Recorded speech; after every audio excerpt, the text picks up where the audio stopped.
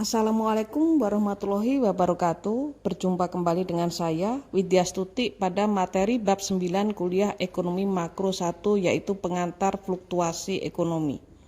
Pada sesi lalu saya menyampaikan materi tentang pertumbuhan ekonomi 1 yang menekankan dampak teknologi dalam pertumbuhan ekonomi, di mana merupakan kelanjutan dari materi sebelum sesi UTS yaitu pertumbuhan ekonomi 1. Pada sesi kali ini saya akan menyampaikan materi mengenai pengantar fluktuasi ekonomi. Sebagaimana teman-teman mahasiswa tahu bahwa setiap negara concern dengan pertumbuhan ekonomi. Dalam mencapai jangka panjang, suatu negara melewati jangka pendek, namun tidak berlangsung semut. Dengan kata lain, mengalami guncangan dalam jangka pendek. Guncangan dalam jangka pendek pada output dan kesempatan kerja disebut dengan fluktuasi ekonomi. Pada textbook mata kuliah makro strata 2 disebut dengan teori RBC, Real Business Cycle. Pada gambar terlihat bahwa dalam satu siklus yang membentuk lingkaran terdiri dari kondisi peak, recession, trough, dan recovery. Krisis pernah melanda Asia. Oleh karena itu, berbagai studi mengenai krisis telah dilakukan oleh para peneliti terdahulu. Pada tahun 1999, studi dilakukan oleh Kaminsky dan Reinhardt yang terkenal dengan nama Twin Crisis, yaitu krisis perbankan disertai dengan krisis nilai tukar. Kaminsky dengan menggunakan pendekatan Early Warning System (EWS) mencoba untuk mengidentifikasi adanya leading indikator seperti penurunan pertumbuhan GDP dan pertumbuhan kredit.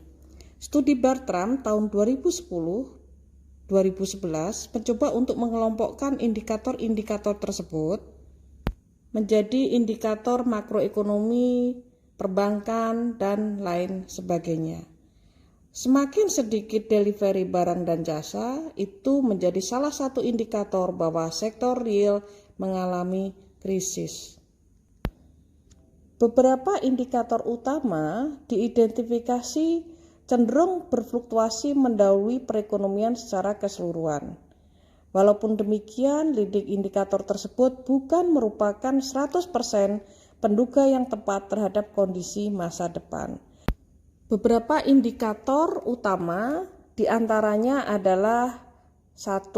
Rata-rata minggu kerja produksi bagi pekerja di sektor manufaktur. 2. Rata-rata klaim mingguan pada asuransi pengangguran. 3. Pesanan barang-barang konsumen dan material baru disesuaikan dengan inflasi. 4. Pesanan baru barang-barang modal non-pertahanan. Kemudian 5. Kinerja produsen. 6. Pemberian izin untuk mendirikan bangunan-bangunan baru. 7. Indeks harga saham. 8. Jumlah uang beredar disesuaikan dengan inflasi. 9. Perbedaan tingkat bunga. Dan 10. Indeks ekspektasi konsumen. Baiklah, pada slide ini saya akan mencoba untuk mengingatkan kembali apa yang dimaksud dengan time horizon of makroekonomi. Pada mata kuliah pengantar ekonomi umum, Anda pasti diperkenalkan apa itu jangka pendek dan apa jangka panjang. Pembedaan time horizon of makroekonomi ini sangat penting karena kebijakan ekonomi akan memiliki dampak yang berbeda pada horizon waktu yang berbeda. Jangka pendek versus jangka panjang. Di dalam jangka pendek, harga diasumsikan kaku atau sticky. Sedangkan dalam jangka panjang, harga diasumsikan fleksibel dan bisa menanggapi perubahan dalam penawaran dan permintaan.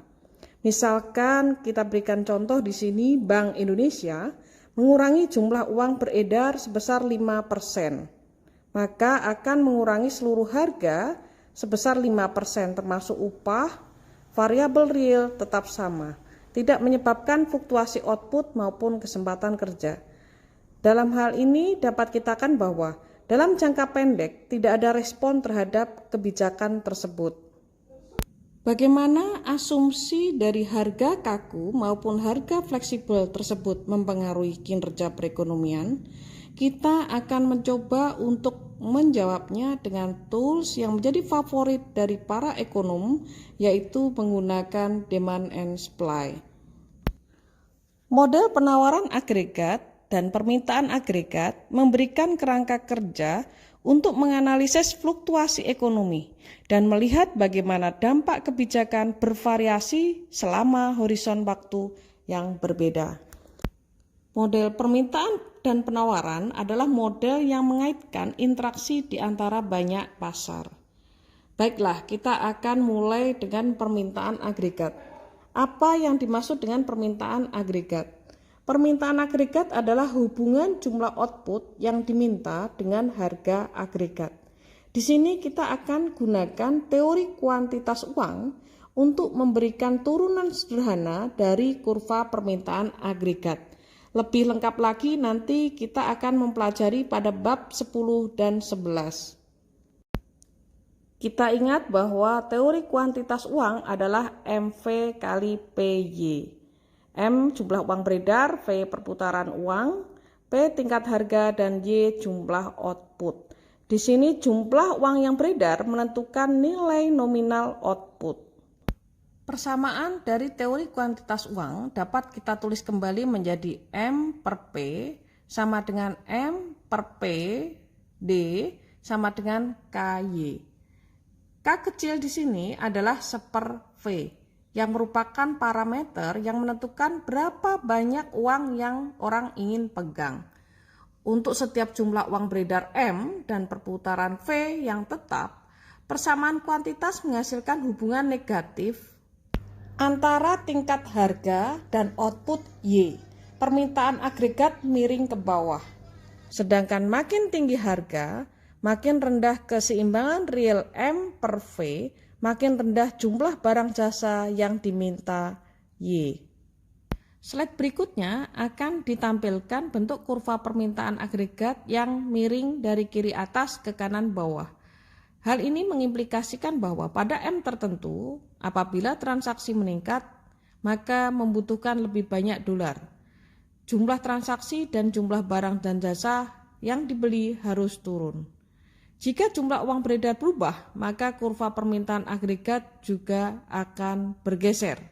Slide berikutnya akan menunjukkan pergeseran dari kurva permintaan agregat. Penurunan jumlah uang beredar berdampak pada pengurangan nilai nominal output PY. Untuk setiap harga tertentu P, output Y lebih rendah. Hal ini akan menggeser ke kiri agregat demand dari AD0 ke AD1. Sebaliknya, apabila terjadi kenaikan jumlah uang beredar, maka akan meningkatkan nilai nominal output PY. Untuk setiap tingkat harga P, output Y lebih tinggi. Karena itu, kenaikan jumlah uang beredar akan menggeser kurva agregat demand ke kanan dari AD0 ke AD2. Baiklah, untuk slide berikutnya kita akan melihat bagaimana dengan penawaran agregat. Penawaran agregat adalah hubungan antara jumlah barang dan jasa yang ditawarkan pada tingkat harga tertentu. Kurva penawaran agregat dibagi menjadi jangka panjang dan jangka pendek, long run agregat supply dan short run agregat supply. Kurva penawaran agregat jangka panjang. Menurut model klasik, Y tidak tergantung pada P, sehingga Y sama untuk setiap P. Oleh karena itu, bentuk kurva agregat supply adalah vertikal. Akibatnya, perubahan agregat demand hanya akan mempengaruhi P. Tingkat output ini disebut dengan kesempatan kerja penuh atau full employment. Pada kondisi full employment, sumber daya perekonomian sudah dioptimalkan dan pengangguran berada pada tingkat wajarnya atau disebut nairo. Pada slide berikut akan ditunjukkan pergeseran permintaan agregat jangka panjang. Jika dalam jangka panjang money supply diturunkan, maka kurva agregat demand akan bergeser ke kiri. Dalam hal ini dari AD1 ke AD2. Hal ini mengakibatkan P mengalami penurunan tetapi Y tetap. Terlihat pada grafik bahwa perubahan dalam permintaan agregat hanya akan mempengaruhi harga, namun tidak pada output ataupun kesempatan kerja. Slide berikut akan menyajikan kurva penawaran agregat jangka pendek. Terlihat pada gambar, perubahan di dalam permintaan agregat akan mempengaruhi tingkat output. Pergeseran agregat demand dari AD1 ke AD2 akan menyebabkan penurunan Y dari Y1 ke Y2. Berikut akan disajikan pergeseran permintaan agregat jangka pendek. Keseimbangan awal berada pada titik A. Penurunan agregat demand, misalnya karena money supply-nya mengalami penurunan, maka akan menggeser perekonomian dari A ke B, sehingga Y mengalami penurunan di bawah tingkat wajarnya atau terjadi resesi. Akibat resesi, upah dan harga mengalami penurunan. Penurunan tingkat harga berangsur-angsur akan menggerakkan perekonomian ke bawah sepanjang kurva permintaan agregat ke titik C, yang merupakan equilibrium jangka panjang yang baru. Pada equilibrium jangka panjang yang baru itu, yaitu pada titik C, output dan kesempatan kerja kembali kepada tingkat alamiah, tetapi harga menjadi lebih rendah dibandingkan dalam equilibrium jangka panjang yang lama, yaitu titik A. Kapan terjadi equilibrium jangka panjang? Keseimbangan jangka panjang adalah ketika perekonomian berada pada perpotongan short run agregat supply, long run agregat supply, dan agregat demand. Selanjutnya pada slide berikut, kita perhatikan penurunan permintaan agregat karena penurunan jumlah uang beredar. Penurunan jumlah uang beredar akan menggeser kurva permintaan agregat demand dari AD1 menjadi AD2. Dalam jangka pendek, hal itu ditunjukkan oleh pergeseran perekonomian dari titik A ke titik B, sehingga output akan mengalami penurunan di bawah tingkat wajarnya, atau dengan kata lain terjadi resesi. Penurunan tingkat output akan mempengaruhi permintaan terhadap tenaga kerja, karena permintaan terhadap tenaga kerja merupakan permintaan turunan atau derived demand dari permintaan terhadap output. Dampak dari permintaan yang rendah, maka harga akan turun. Akhirnya, dalam jangka panjang yang ditunjukkan oleh equilibrium di titik C, output dan kesempatan kerja kembali ke tingkat alamiah, tetapi harga lebih rendah dibandingkan dengan titik A. Seperti yang sudah saya sampaikan di awal, fluktuasi dalam perekonomian disebabkan oleh perubahan dalam agregat demand dan agregat supply. Perubahan eksogen dalam kurva ini disebut dengan guncangan atau shock, yang mana terdiri dari dua shock atau dua guncangan, yaitu demand shock, guncangan yang menggeser kurva agregat demand, dan supply shock, guncangan yang menggeser kurva agregat supply. Terkait dengan hal tersebut, pemerintah akan melakukan suatu tindakan kebijakan yang bertujuan mengurangi tekanan fluktuasi ekonomi jangka pendek yang disebut dengan kebijakan stabilisasi. Slide berikut akan menyajikan bagaimana guncangan yang terjadi dalam permintaan agregat. Misalnya, peluncuran kartu kredit. Dampak dari peluncuran kartu kredit adalah jumlah uang tunai yang ingin dipegang mengalami penurunan, ditunjukkan oleh K kecil yang mengalami penurunan. Kecepatan peredaran uang akan mengalami kenaikan, dan jika M konstan, maka P kali Y mengalami kenaikan. Agregat demand akan meningkat, dan dalam jangka pendek Y akan meningkat atau terjadi booming. Upah naik dan P mengalami kenaikan. Perekonomian berangsur kembali ke tingkat produksi alamiahnya. Selanjutnya, slide berikut akan disajikan guncangan penawaran agregat. Guncangan penawaran agregat adalah guncangan pada perekonomian yang bisa mengubah produksi barang dan jasa, yang mana sering disebut dengan guncangan harga. Guncangan tersebut disebabkan oleh berbagai faktor, diantaranya hama yang menghancurkan pertanian sehingga menyebabkan produksi mengalami penurunan, kenaikan agresivitas serikat pekerja, yang menuntut kenaikan upah sehingga mendorong produsen mengurangi tenaga kerjanya yang berdampak pada penurunan output. Guncangan penawaran agregat lainnya yaitu karena adanya organisasi kartel dunia yang mampu memengaruhi supply. Dua slide berikut akan disajikan secara rinci bagaimana kebijakan stabilisasi bekerja dan masalah-masalah praktis yang muncul dalam penggunaannya. Pada slide terlihat adanya guncangan penawaran yang memperburuk perekonomian. Hal itu ditunjukkan oleh pergeseran kurva penawaran agregat jangka pendek yang bergerak ke atas. Apabila permintaan agregat tetap konstan, perekonomian bergerak dari titik A ke titik B. Tingkat harga naik dan jumlah output turun di bawah tingkat alamiah. Kondisi ini disebut dengan stagflasi, yang merupakan kombinasi antara stagnasi, penurunan output, dengan inflasi, yaitu kenaikan harga. Untuk menghadapi guncangan penawaran yang memperburuk tersebut, maka pembuat kebijakan atau otoritas kebijakan mengendalikan permintaan agregat. Sebagai contoh, Bank Sentral memiliki pilihan sulit di antara dua opsi.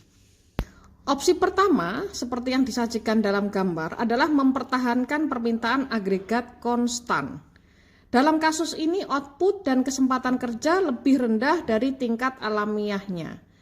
Namun nanti secara bertahap, harga akan turun untuk mencapai full employment pada tingkat harga yang lama, yaitu pada titik A.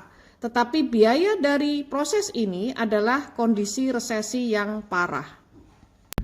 Opsi yang kedua adalah mengakomodasi guncangan penawaran.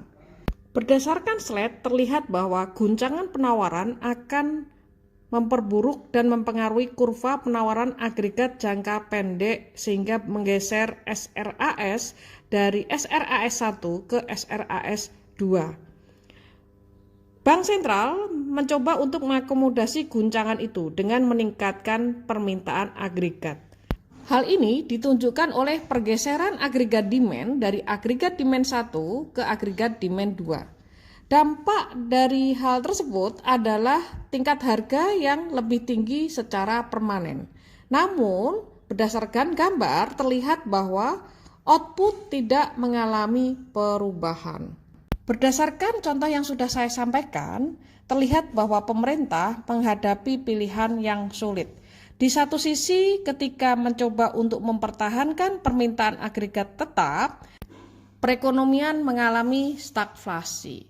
Di sisi lain, ketika pemerintah mencoba untuk mengakomodasi guncangan penawaran, akibatnya P mengalami kenaikan walaupun Y tidak mengalami perubahan. Demikian materi kali ini saya sampaikan. Mudah-mudahan memberikan pemahaman kepada kita mengenai guncangan atau fluktuasi di dalam perekonomian dan bagaimana pemerintah mencoba untuk menanggapi guncangan dan menstabilkan perekonomian melalui kebijakan stabilisasi. Dengan bekal materi bab 9 ini, saya harapkan teman-teman mahasiswa dapat melakukan analisis mengenai kebijakan stabilisasi pemerintah dalam menanggapi pandemi COVID-19 pada tahun 2020 ini. Akhirul kata, saya akhiri sesi pada kali ini. Saya sampaikan wassalamualaikum warahmatullahi wabarakatuh. Tetap semangat dan jaga kesehatan.